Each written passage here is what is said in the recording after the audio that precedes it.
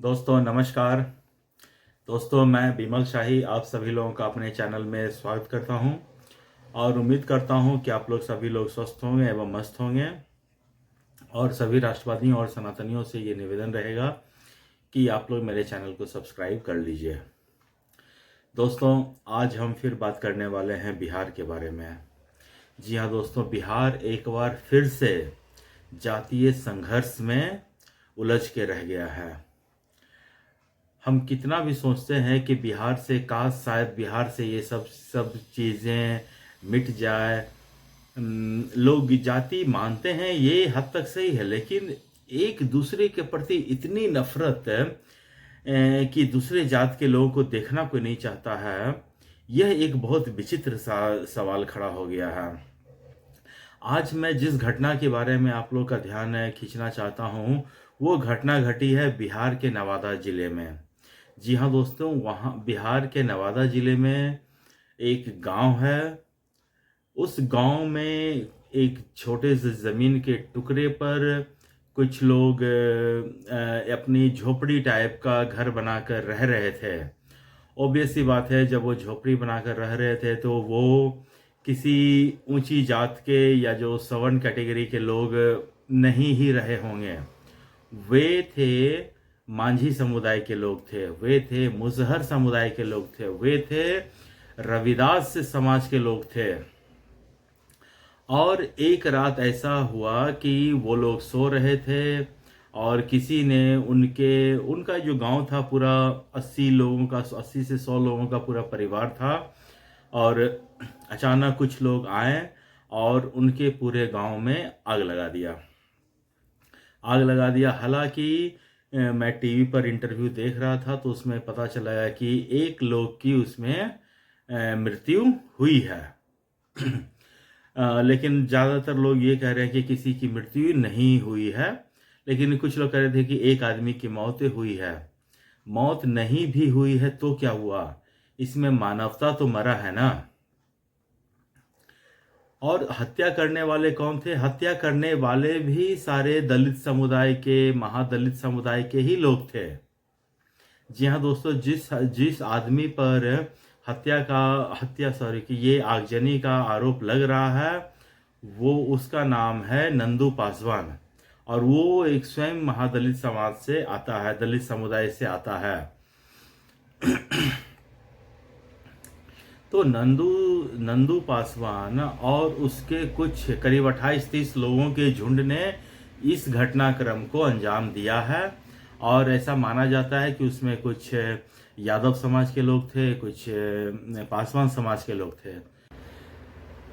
तो दोस्तों, जैसा कि मैं कह रहा हूं कि जो मारने वाला था वो भी दलित समाज के लोग थे और जिनका घर जला है वो भी दलित समाज के थे।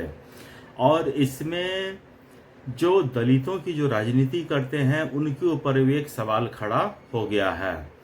जी हाँ दोस्तों, बिहार में दलितों की राजनीति सारे दल करते हैं, चाहे वो जेडीयू हो, चाहे वो जीतन राम मांझी की पार्टी के लोग हों, चाहे वो लालू यादव की पार्टी के लोग हों, चाहे वो चिराग पासवान की पार्टी के लोग हैं।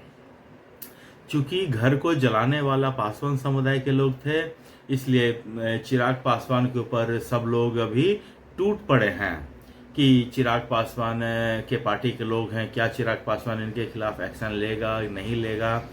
दोस्तों, मैं टीवी देख रहा हूं और इसमें जो नेताओं का गैर जिम्मेदाराना बयान जो है वो सामने आ रहा है। सबसे पहले मैंने सुना जीतन राम मांझी का इंटरव्यू। जीतन राम मांझी के इंटरव्यू में उन्होंने ये कहा कि जो लोग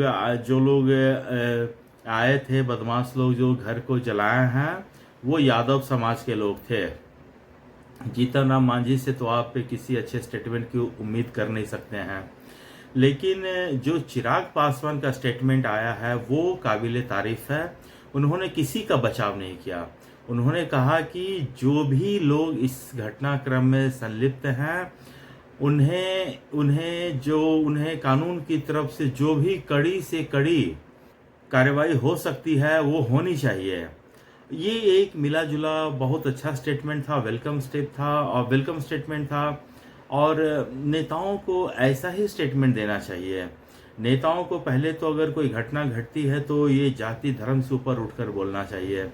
उसे बिल्कुल ये नहीं बोलना चाहिए कि फलाने ये धर्म में मारा गया या ये इस जाति की अधिक नुकसान हुआ है, इस तरह का स्टेटमेंट देना नहीं चाहिए।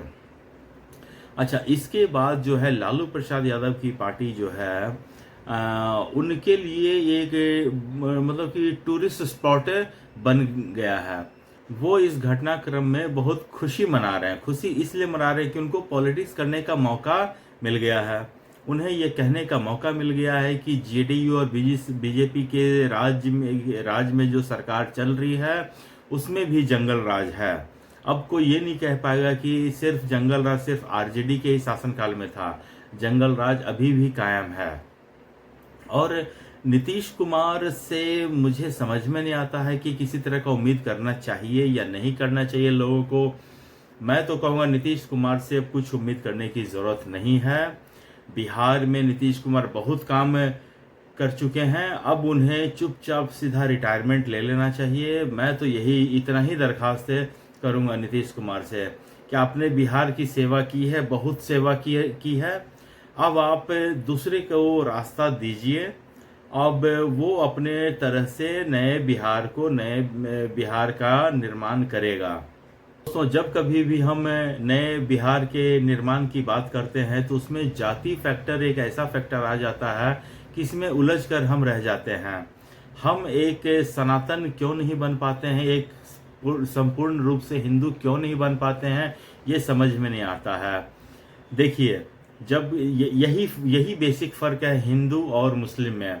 मुस्लिम में भी बहुत सारी जातियों में बटे हुए लोग होते हैं, लेकिन जब उन्हें मतदान करने की बारी आती है तो वो सारे जातियों को भूलकर एक मुस्लिम बन जाते हैं और फिर जो बीजेपी को हरा सकता है उसके सपोर्ट में आकर वोट करते हैं। बिल्कुल कंसोलिडेटेड वोट बीजेपी के अगेंस्ट में जाता है। लेकिन हिंदू वैसे तो सालों भर मतलब कि अपने आप को हिंदू हिंदू कहेंगे, लेकिन जब वोट देने की बारी आएगी तो अलग अलग जातियों में बढ़ जाएंगे और फिर जो जाति उनके मतलब का रहेगा, जो कोई जाति उनके सपोर्ट का रहेगा या अपनी जाति का रहेगा उसको वोट करेंगे और इस वजह से बीजेपी की हार हो जाती है।